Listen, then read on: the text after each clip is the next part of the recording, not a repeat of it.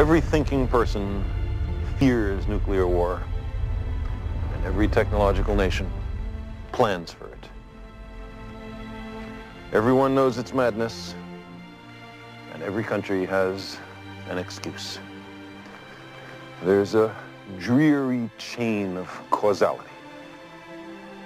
The Germans were working on the bomb at the beginning of World War II, so the Americans had to make one first. If the Americans had one, the Russians had to have one. Then the British, the French, the Chinese, the Indians, the Pakistanis, many nations now collect nuclear weapons. They're easy to make.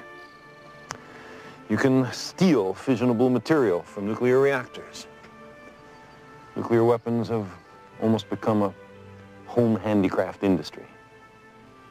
The conventional bombs of World War II were called blockbusters. Filled with 20 tons of TNT, they could destroy a city block. All the bombs dropped on all the cities of World War II amounted to some 2 million tons of TNT, 2 megatons. Coventry and Rotterdam, Dresden and Tokyo, all the death that rained from the skies between 1939 and 1945. 100,000 blockbusters, 2 megatons. Today, 2 megatons is the equivalent of a single thermonuclear bomb, one bomb with the destructive force of the Second World War. But there are tens of thousands of nuclear weapons. The missile and bomber forces of the Soviet Union and the United States have warheads aimed at over 15,000 designated targets. No place on the planet is safe. The energy contained in these weapons, genies of death patiently awaiting the rubbing of the lamps, totals far more than 10,000 megatons, but with the destruction concentrated efficiently, not over 6 years, but over a few hours. A blockbuster for every family on the planet. A World War II every second for the length of a lazy afternoon.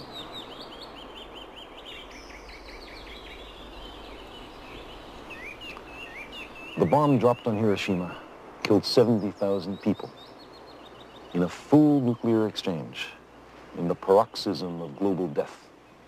The equivalent of 1 million Hiroshima bombs would be dropped all over the world.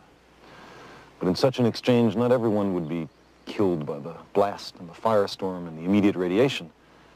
There would be other agonies, the loss of loved ones, the legions of the burned and blinded and mutilated, the absence of medical care, disease, plague, long-lived radiation poisoning the soil and the water, the threat of tumors and stillbirths and malformed children, and the hopeless sense of a civilization destroyed for nothing, the knowledge that we could have prevented it and did not.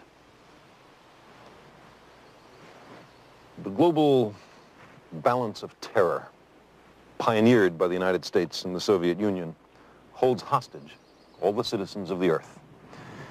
Each side persistently probes the limits of the other's tolerance, like the Cuban Missile Crisis, the testing of anti-satellite weapons, the Vietnam and Afghanistan wars.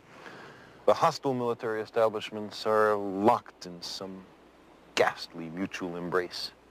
Each needs the other. But the balance of terror is a delicate balance with very little margin for miscalculation. And the world impoverishes itself by spending $1 trillion a year on preparations for war, and by employing perhaps half the scientists and high technologists on the planet in military endeavors. How would we explain all this to a dispassionate extraterrestrial observer? What account would we give of our stewardship of the planet Earth? We have heard the rationales offered by the superpowers. We know who speaks for the nations, but who speaks for the human species? Who speaks for Earth? From an extraterrestrial perspective, our global civilization is clearly on the edge of failure in the most important task it faces, preserving the lives and well-being of its citizens and the future habitability of the planet. But if we're willing to live with the growing likelihood of nuclear war, shouldn't we also be willing to explore vigorously every possible means to prevent nuclear war? Shouldn't we consider in every nation major changes in the traditional ways of doing things, a fundamental restructuring of economic, political, social, and religious institutions? We've reached a point where there can be no more special interests or special cases. Nuclear arms threaten every person on the earth. Fundamental changes in society are sometimes labeled impractical or contrary to human nature, as if nuclear war were practical, or as if there were only one human nature. But fundamental changes can clearly be made. We're surrounded by them. In the last 2 centuries, abject slavery, which was with us for thousands of years, has almost entirely been eliminated in a stirring worldwide revolution. Women, systematically mistreated for millennia, are gradually gaining the political and economic power traditionally denied to them. And some wars of aggression have recently been stopped or curtailed because of a revulsion felt by the people in the aggressor nations.